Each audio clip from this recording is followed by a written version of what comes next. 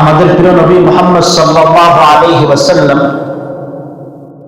বিভিন্ন কথা প্রসঙ্গে তিনি যখন তার পূর্বের পয়গম্বর, তার অগ্রজ পয়গম্বর সুলাইমান আলাইহিস সালাতু ওয়াস সালামের নিষ্কলুষতা প্রমাণ করতেন, তার গুণাবলীর কথা বলতেন, তখন ইহুদিরা বলতো তিনি কিভাবে এত নিষ্কলুষ হতে পারেন, তার এত সিফাত বলার তো কোনো কিছু নাই, বরং তিনি তো কুফরি করতেন। নাউজুবিল্লাহ বলতে পারলাম না। সুলাইমান আলাইহিস সালাতু ওয়াস সালামের ব্যাপারে বলতেছে যে উনি তো কুফরি করতেন। কারণ কি? কারণ হলো ওরা বলতো যে সুলাইমান আলাইহিস সালাতু ওয়াস সালামের সময় জাদুর খুব প্রভাব ছিল, আর পয়গম্বর সুলাইমান তিনি যে বাতাসের মধ্যে ভেসে বেড়াতে পারতেন, তিনি যে বিভিন্ন পশু পাখির কথা বুঝতেন, এরপরে আরো যত জিন এগুলো যে তার অধীনে ছিল, এই সবগুলো পয়গম্বর সুলাইমান জাদুর মাধ্যমে করতেন, এটা ওরা বলতো। তখন আল্লাহ রাব্বুল আলামিন সূরা বাকারার 102 নম্বর আয়াত নাযিল করেছেন। আল্লাহ তাআলা ওদের এই ভ্রান্ত কথার জবাব দেওয়ার জন্য, যেন নবী করিম সাল্লাল্লাহু আলাইহি ওয়াসাল্লাম ওদের কথার জবাব দিতে পারেন, সেজন্য আল্লাহ রাব্বুল আলামিন সূরা বাকারার মধ্যে এই আয়াতে কারিমা নাযিল করে দিয়েছেন। আল্লাহ তাআলা বলেন, واتبعوا ما تتلو الشياطين على ملك سليمان وما كفر سليمان ولكن الشياطين كفروا يعلمون الناس السحر وما أنزل على الملكين ببابل هاروت وماروت وما يعلمان من أحد حتى يقولا إنما نحن فتنة فلا تكفر فيتعلمون منهما ما يفرقون به بين المرء وزوجه وما هم بضارين به من أحد إلا بإذن الله ويتعلمون ما يضرهم ولا ينفعهم ولقد علموا لمن اشتراه ما له في الآخرة من خلاق ولبئس ما شروا به أنفسهم لو كانوا يعلمون। লম্বা আয়াত। এই আয়াতে কারিমার মধ্যে আল্লাহ তাআলা অনেকগুলো কথা আমাদের সামনে সুস্পষ্ট করেছেন। প্রথমত হলো ওই কথার জবাব। ওরা বলল পয়গম্বর সুলাইমান কাফের, কারণ তিনি জাদুবিদ্যা করতেন। আর আল্লাহ বলছেন ওয়াত্তাবাউ মা তাতলু শায়াতিন আলা মুলকি সুলাইমান, ইহুদিরা ওই জিনিসের অনুসরণ করে, মা তাতলু শায়াতিন, যা শয়তান তেলাওয়াত করত, আলা মুলকি সুলাইমান, সুলাইমান পয়গম্বরের রাজত্বে। পয়গম্বর সুলাইমানের রাজত্ব যখন ছিল, শয়তান যা তেলাওয়াত করত, শয়তান কি কোরআন শরীফ তেলাওয়াত করত? কি তেলাওয়াত করত? এই জাদুর মন্ত্র তেলাওয়াত করত। তো আপনার যুগের ইহুদিরা ওইটাই অনুসরণ করে। ওরা বলতেছে পয়গম্বর সুলাইমান জাদুর অনুসরণ করত, আর আল্লাহ তাআলা জানায় দিচ্ছেন পয়গম্বর সুলাইমান নয়, জাদুর অনুসরণ করে হলো এই ইহুদিরা, যারা আপনার কাছে পয়গম্বর সুলাইমানের বিরুদ্ধে দুর্নাম করতে চায়, ওরাই জাদুর অনুসরণ করে। আল্লাহ তাআলা আরো স্পষ্ট করে দিলেন ওয়ামা কাফারা সুলাইমান, পয়গম্বর সুলাইমান কুফরি করে নাই, ওয়ালাকিন্নাশ শায়াতিনা কাফারু ইউআল্লিমুনান নাসা সিহর, বরং শয়তান কুফরি করেছে। কারণ হলো ইউআল্লিমুনান নাসা সিহরা, তারা মানুষদেরকে জাদু শিখাইত। মানুষদেরকে তারা কি করত? জাদু শিখাইত।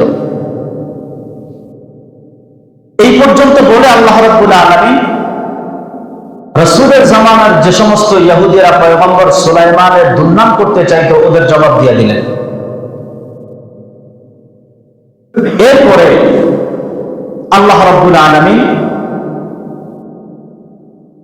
ওই সময় যারা এই জাদুবিদ্যা যারা শিখত এবং লোকদেরকে শিখাইত, তাদেরকে পয়গম্বর সুলাইমান আলাইহিস সালাম আল্লাহ তাআলার মাধ্যমে পয়গম্বর সুলাইমান তাদেরকে এই জাদুবিদ্যা থেকে দূরে থাকার জন্য বলতেন যে তোমরা আমাকে জাদুকর বলো। রাসূলের জামানায় যারা পয়গম্বর সুলাইমানকে জাদুকর বলতো তাদের জবাব তো আগে আল্লাহ তাআলা দিলেন। এখন যেটা বলতেছি এটা হলো পয়গম্বর সুলাইমানের জামানায় যারা পয়গম্বরকে জাদুকর বলতো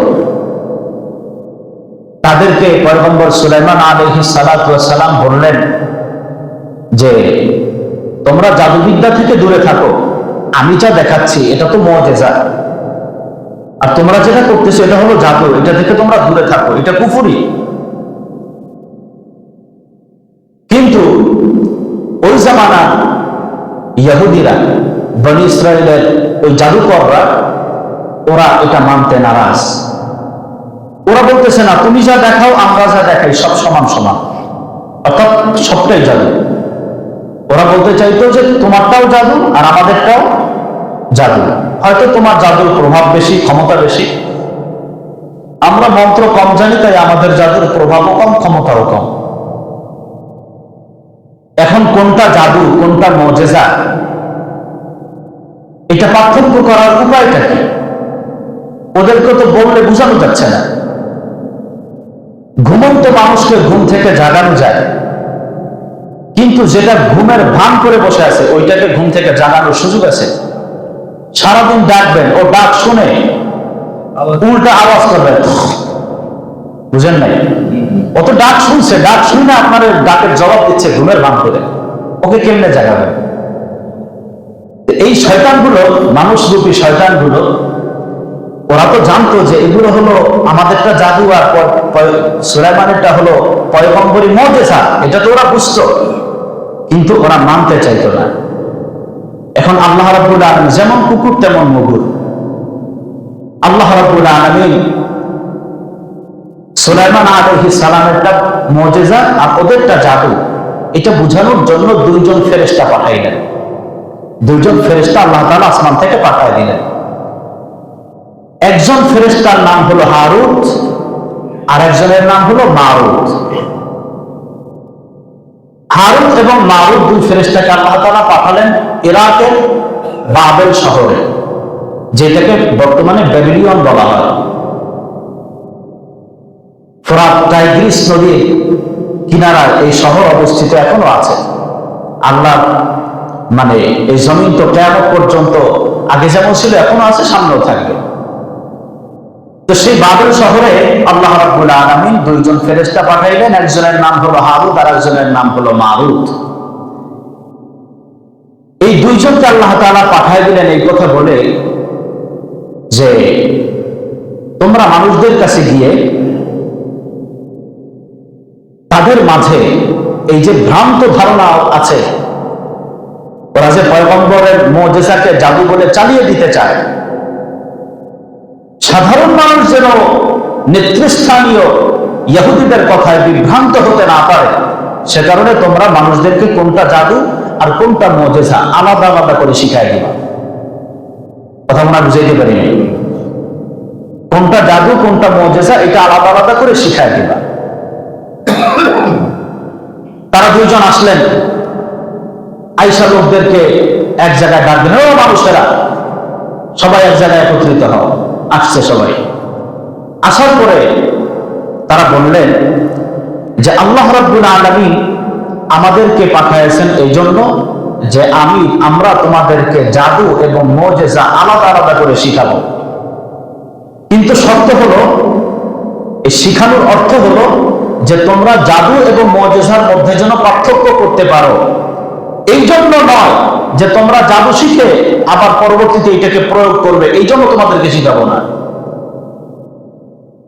আমরা শিখাচ্ছি এই জন্য যে কোনটা জাদু, মন্ত্র করলে জাদু হয় আর কোন রকমের উপকরণ ছাড়া যে মুজিজা হয়, এইটা তোমাদেরকে আমরা আলাদা আলাদা করে শিক্ষা দেব।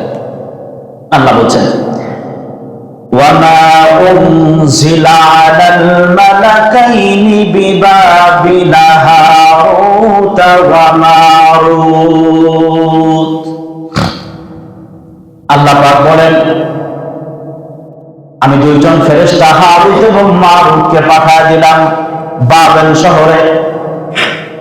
وَمَا يُعَلِّمَانِ مِنْ أَحَدٍ حَتَّى يَقُولَا إِنَّمَا نَحْنُ فِتْنَةٌ فَلَا تَكْفُرْ। তারা দুজন এসে বলল, ইন্নামা নাহনু ফিতনা, আমরা তোমাদের জন্য পরীক্ষা স্বরূপ প্রেরিত হয়েছি। পরীক্ষা, আমরা তোমাদেরকে শিখাবো, আমরা যেন তোমাদের কাছে পরীক্ষার মতো, অর্থাৎ আমরা যেটা শিখাবো এটা তোমরা শিখে প্রয়োগ করতে পারবা না। যদি প্রয়োগ করো তাহলে তোমরা ফেল, আর যদি প্রয়োগ না করো তাহলে তোমরা পাস। এই দিক থেকে আমরা দুইজন তোমাদের জন্য পরীক্ষা। ফালা তাকফুর, কাজে তোমরা কি করো না, কুফরি করো না। এরপরে তারা দুইজন বিভিন্ন ভাবে জাদু এবং মুজিজা আলাদা করে দেখায় দিলেন। সব থেকে বড় যে কৌশলটা তারা কাজে লাগাইলেন সেটা হলো জাদুর জন্য, মনে রাখবেন গত সপ্তাহে বলেছিলাম, জাদু হওয়ার জন্য পার্থিব উপকরণ লাগবে, লাঠি, ফিতা, ছাতি, হাবা জাবা যা আছে, তারপরে ওই যে লোহা, বিভিন্ন মানুষ মুরগির রানের যে হাড্ডি আছে না, ওই যে আমি এখন যেটা দিয়ে আপনাদেরকে জাদু দেখাবো এটা হলো জাউরা মুরগির ঠ্যাং। যারা জাদু দেখায় ওরা বলে, আমি শুনছি, আপনারা তো এগুলো শুনবেন না, আপনারা ভদ্র মানুষ, এগুলা কথা বলে। এই সমস্ত হাবিজাবি জিনিস দরকার জাদু দেখানোর জন্য। এইগুলার উপকরণের মাধ্যমে ফেরেশতা দুইজন ফেরেশতা তাদেরকে জাদু দেখাচ্ছে। আর মুজিজা পয়গম্বর সুলাইমান আলাইহিস সালাতু ওয়াস সালাম যেটা তিনি দেখাইতেন, ওইটার জন্য কোনো উপকরণ দরকার হতো না। তিনি যে বাতাসের মধ্যে চলতেন, এই জন্য কোনো উপকরণের দরকার হতো না। তার মনে চাইছে বাস বাতাস তাকে উড়াল দিয়েছে। তার মনে চাইছে যে সমস্ত জিনেরা যেন তার কাছে হাজির হয়ে যায়, এই জন্য অন্য কিছুর দরকার হইতো না, শুধুমাত্র তিনি ডাক দিতেন, সব চলে আসতো। পয়গম্বর সুলাইমান আলাইহিস সালামেরটা মুজিজা আর ওদেরটা যে জাদু, এইটা দুইজন ফেরেশতা শিখায় দিলেন। জাদু দিয়ে তারা কি করতো, আল্লাহ তাআলা বলছেন ফায়াতাআল্লামুনা মিনহুমা মা ইউফাররিকুনা বিহি বাইনাল মারই ওয়া যাওজিহি। আল্লাহ পাক বলেন, ওরা এমন জাদু শিখলো যেই জাদুর মাধ্যমে মা ইউফাররিকুনা বিহি বাইনাল মারই ওয়া যাওজিহি, স্বামী স্ত্রীর মধ্যে পার্থক্য সৃষ্টি করে দিত, বিবাদ সৃষ্টি করে স্বামী স্ত্রীকে আলাদা করে দিত। ওই সময় হয়তো এখন আর জাদুবিদ্যার মাধ্যমে কেউ করে না, করে না। আল্লাহ কোন শ্রোতা লই আমি আলোচনা করি, আগে তো ঠিক রাখতে হবে, আলোচনার ভাব ঠিক রাখতে হবে। এখন তো জাদুবিদ্যা দিয়ে তাই করতেছে, স্বামী স্ত্রীর মধ্যে আলাদা করে দিচ্ছে, সন্তান বাবা এবং সন্তান মায়ের মধ্যে তাফরিকা সৃষ্টি করে দিচ্ছে, পার্থক্য সৃষ্টি করে দিচ্ছে। জাদু করে 500 কিলোমিটার দূরের মেয়ে ওরা জাদু করে তারপরে বশ করে নিয়ে আসতেছে, মেয়েটার জীবন ধ্বংস করে দিচ্ছে। করে না এগুলো? যারা করে ওরা ওই শয়তান। কিয়ামতের ময়দানে ওরা কাফের হিসাবে উপস্থিত হবে, কিয়ামতের ময়দানে জান্নাতের ঘ্রাণ ওরা পাবে। যারা জাদু করে ওরা মানুষ না তো, ওরা শয়তান। আর আমরা ওই জাদুটাকেই বিশ্বাস করি, আমরা কালো জাদুকে বিশ্বাস করি। আমরা আমলের মধ্যে যাই না। আমল করবেন, কিচ্ছু হবে না। আপনার বাচ্চারা আপনি সূরা ফাতিহা করে নিয়মিত ফু দেন, ইনশাআল্লাহ আপনার বাচ্চা সুস্থ থাকবে। কুল আউযু বিরাব্বিল ফালাক, কুল আউযু বিরাব্বিন নাস, সাথে সাথে কুল হুয়াল্লাহু আহাদ এবং কুল ইয়া আইয়ুহাল কাফিরুন, এইটা পড়লে যদি ফু দিতে পারেন আপনার বাচ্চা সুস্থ থাকবে ইনশাআল্লাহ। ওরাই কাজগুলো করলো, মিনহুমা মা ইউফাররিকুনা বিহি বাইনাল মারই ওয়া যাওজি। এরপর আল্লাহ তাআলা বললেন ওয়ামা হুম বিদাররিনা বিহি মিন আহাদিন ইল্লা বিইذনিল্লাহ। ওরা যত ক্ষতি করার চেষ্টা করুক না কেন, আল্লাহ রাব্বুল আলামিন যদি মানুষের কোনো ক্ষতি না করেন, পৃথিবীর কোনো মানুষ জাদু দিয়ে কোনা দিয়ে কোনো মানুষের কোনো ক্ষতি করতে পারে না। আল্লাহ তাআলা বলেন ওয়া ইয়ামসাসকাল্লাহু বিদুররিন ফালা কাশিফা লাহু ইল্লা হু ওয়া ইউরিদকা বিখাইরিন ফালা রাদ্দা লিফাদলিহি।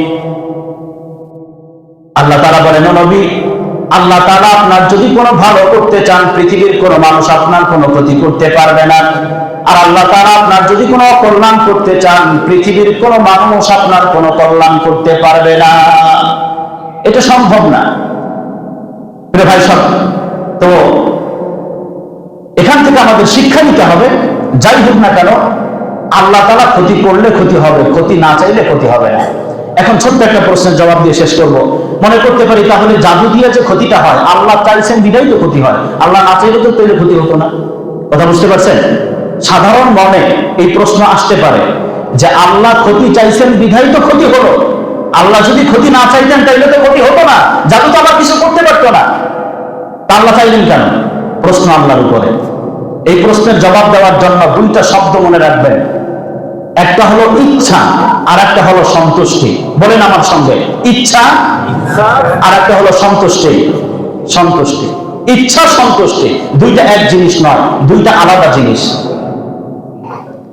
আল্লাহ তাআলা মানুষদেরকে ইচ্ছা শক্তি দিয়েছেন, কিন্তু সন্তুষ্টি হলো আল্লাহ তাআলা। জাদুর দ্বারা যে ক্ষতিটা হয় অবশ্যই আল্লাহর ইচ্ছায় হয়, তবে আল্লাহর সন্তুষ্টিতে হয় না। আর নেকের কাজ আল্লাহর ইচ্ছায়ও হয়, আল্লাহর সন্তুষ্টিও থাকে। এখন যে আল্লাহর ইচ্ছায় হইল, তা আল্লাহর ইচ্ছায় হইলে তাহলে আমি কি করব? আরে ভাই আপনি ওই রাস্তায় গেছেন কেন? আপনি ওই রাস্তায় না গেলে এই কাজটাই আপনার হতো, তো আল্লাহর ইচ্ছার সাথে হইতো, আল্লাহ সন্তুষ্টির সাথে হইতো। এখন কথা হলো কেউ যে আপনার ক্ষতি করছে, হ্যাঁ যে ক্ষতি করেছে আপনি ক্ষতির সম্মুখীন হয়েছেন, আমল করার পরেও আপনি ক্ষতির সম্মুখীন হয়েছেন, আপনার কোনো গুনাহ হয় নাই। কিয়ামতের ময়দানে এই জন্য আপনি ঠেকবেন না, বরং যে আপনাকে ক্ষতি করেছে তাকে আল্লাহ তাআলা মারাত্মকভাবে গ্রেফতার করবেন। ইচ্ছা এবং সন্তুষ্টির পার্থক্য বোঝার জন্য অনেক সময় দেখা যায় বাবার সামনে ছেলে অন্যায় করতে থাকে, বাপ দেখে কিছু বলে না, শুধুমাত্র দাঁতে দাঁত পিষতে থাকে। বুঝেন নাই? করতে থাক, কত সময় করবি, শুধুমাত্র রাগ হতে থাকে, কিছু বলে না। তো সন্তান যে এই কাজটা করতেছে, বাবা দেখতেছে, নিষেধ করতেছে না, এক হিসাবে তো বুঝাই যাচ্ছে বাবার এখানে ইচ্ছা আছে। কিন্তু যখন এই কাজটা করা শেষ হয়ে যাবে তখন বাবা কি করবে এইটা হলো দেখার বিষয়। তখন বাবা তারে গ্রেফতার করবে, তাকে শাস্তি দেবে। তো যারা জাদু করে, জাদুর দ্বারা যাদেরকে ক্ষতি করে, এই জাদু করার আল্লাহ তাআলা করার ওকে সুযোগ দিচ্ছে যাতে করে কিয়ামতের ময়দানে ভালো করে ধরতে পারে। আপনি আমল করবেন ভালো থাকার জন্য, আল্লাহ তাআলা অবশ্যই আপনাকে হেফাজত করবে।